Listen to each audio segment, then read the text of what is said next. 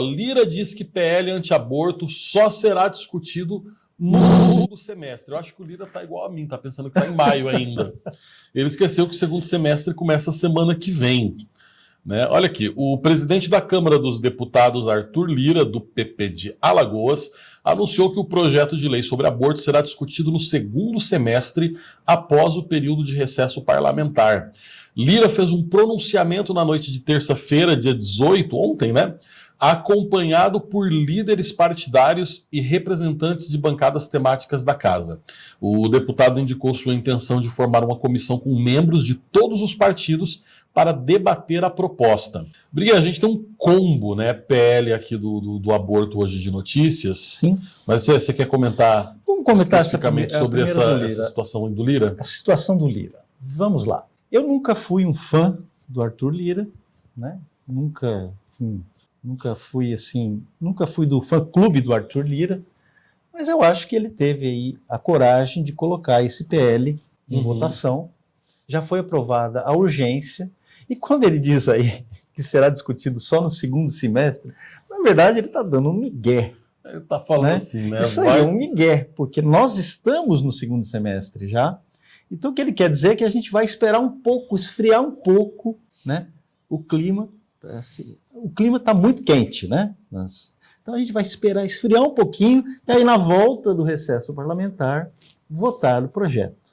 O projeto já tem votos. A esquerda está desesperada porque é isso. Eles sabem que eles perdem no plenário. Se for a votação dos 513 deputados, eles perdem.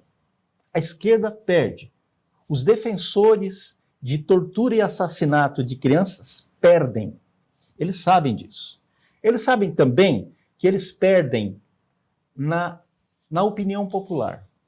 Embora eu acho que isso não deva ser submetido à opinião popular. Temas como aborto, homicídio, tortura, eles estão acima da opinião popular. Você não pode ter um plebiscito para decidir se a tortura é legítima ou não. Isso não existe. Exatamente. Não existe plebiscito para decidir se o assassinato é legítimo ou não. Não existe plebiscito para decidir se o estupro é legítimo ou não. Não. Essas coisas são abomináveis. Elas estão acima da lei dos homens.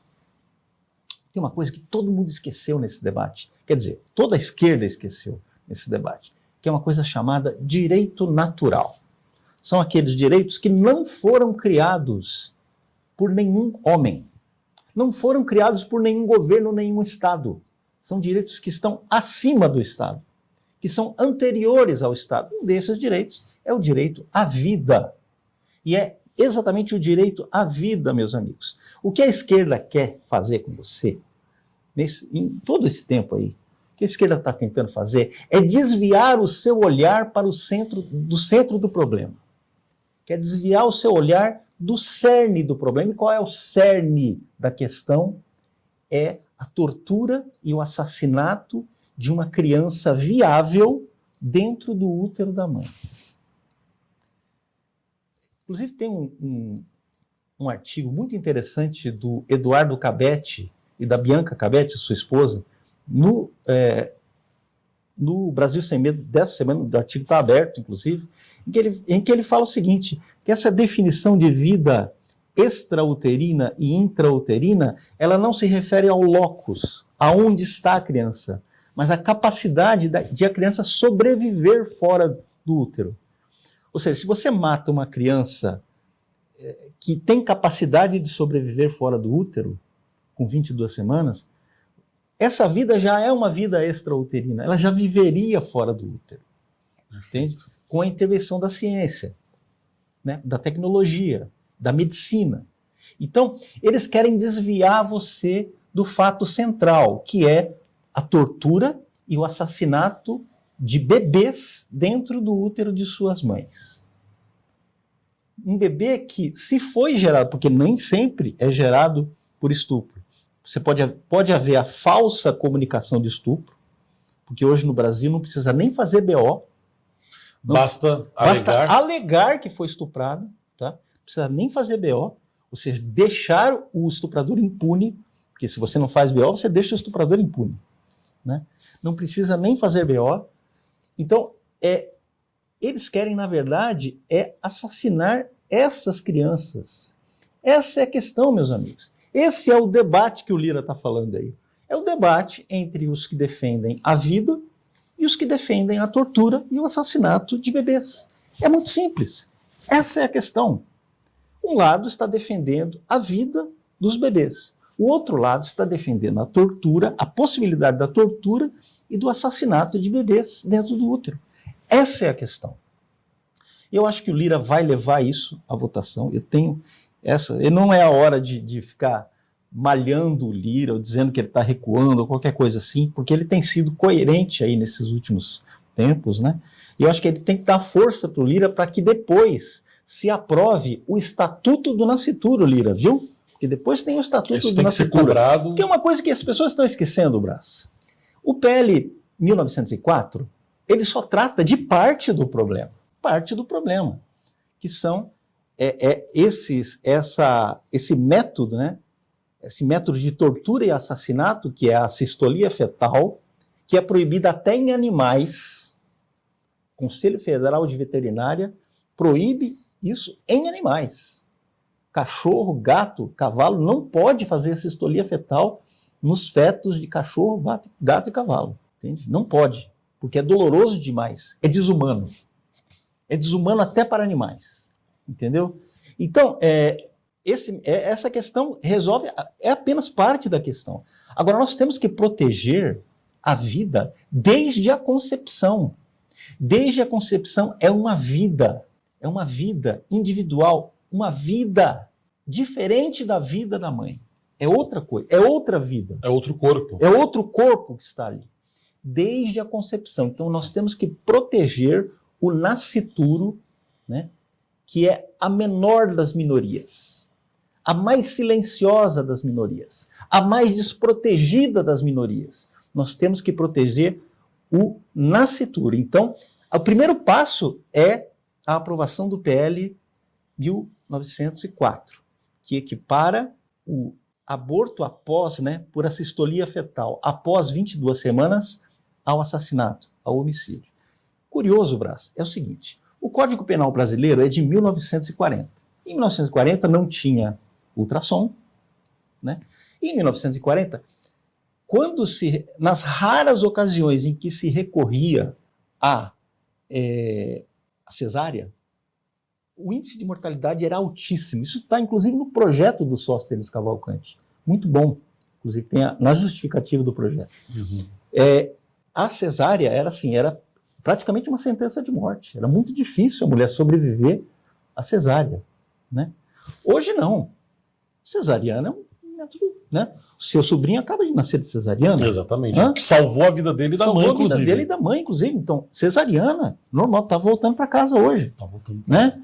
Que bom. Menino bom, né? O Antônio nasceu bem, saudável, exatamente. Forte. Nossa, maravilha. Tá todo mundo parabéns. Parabéns para o tio, para o Felipe, para todos, né? Exatamente. Toda a família aí. Nasceu um bitelão, 4,150 kg. Então, mas em 1940 não tinha cesariana. Por que não tinha? A cesariana era tão perigosa? Porque não havia a penicilina. A penicilina foi descoberta pelo Alexander Fleming em 1928, mas ela só foi popularizada, ela só foi teve colocada, viabilidade, né, ela só foi colocada à disposição das pessoas depois da Segunda Guerra Mundial. Porque ela foi aplicada, você vê, né? Segunda Guerra Mundial, eles usaram a penicilina para salvar a vida dos soldados. E depois isso, né, entrou em ritmo de produção, né, farmacêutica, né, na indústria farmacêutica, e a penicilina salvou muitas vidas. E continua salvando. Então, não havia possibilidade de fazer a cesárea. Agora existe essa possibilidade. Existe essa possibilidade. Agora, a ciência pode salvar a vida de uma criança. É totalmente viável. A cesárea se tornou algo trivial, né? A capacidade de monitorar batimento cardíaco da mãe, da criança, a qualidade das tecnologias de anestesia, né? Porque você imagina a anestesia em 1940 e compara com a prática de anestesiologia em 2024. Pelo amor de Deus, não tem nem comparação. Assim, é um salto. Eu até escrevi uma crônica Brás, que é recente, que é uma crônica sobre o milagre, que é inspirada naquela famosa e belíssima aula do Olavo de Carvalho sobre o milagre. Uhum. Então, ele se baseia em grande parte, em alguma parte daquela aula, ele fala da tese do Wolfgang Schmidt, né? Ou seja, o milagre, ele antecede a ciência. O milagre deriva da ciência. A vida em si é o milagre, e a ciência ela acompanha o milagre, entendeu? E toda a vida é um milagre, de qualquer maneira. Então, a ciência, ela acompanha, ela vai tentando acompanhar esse milagre da vida e de 1940 para cá, a ciência chegou mais perto do milagre da vida e consegue fazer uma criança de 22 semanas, um bebê de 22 semanas, torna esse bebê viável, transforma esse bebê num ser humano, né, que nasce e vive bem. Sim. Acontece isso. Agora, mas as sequelas, ele fica com sequelas. Bom, primeiro que nem sempre. Né? Primeiro que nem sempre fica com sequelas. Agora, que história é essa de que a criança que tem sequelas, que tem algum problema de saúde, não pode sobreviver? Isso é nazismo, Isso né? é nazismo puro e Isso é simples. eugenia. Isso é eugenia pura e simples. É você dizer que alguém deficiente é indigno de viver, uma pessoa com uma sequela, uma doença grave, uma deficiência física, uma pequena imperfeição, uma pequena dificuldade, ela é indigna da vida, né? A vida é só para os fisicamente perfeitos.